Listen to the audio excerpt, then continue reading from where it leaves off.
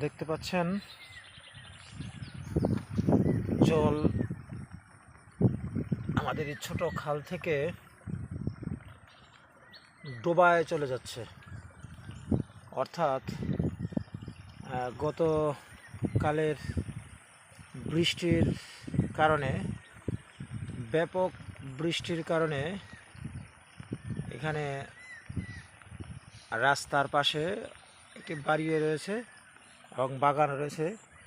সেই রাস্তার পাশে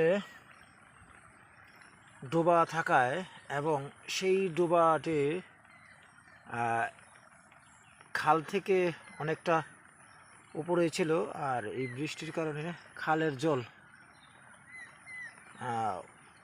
ডোবায় প্রবেশ করছে এবং এখান দিয়ে অনেকে রীতিমতো কই মাছও পেয়েছেন মনে হয়।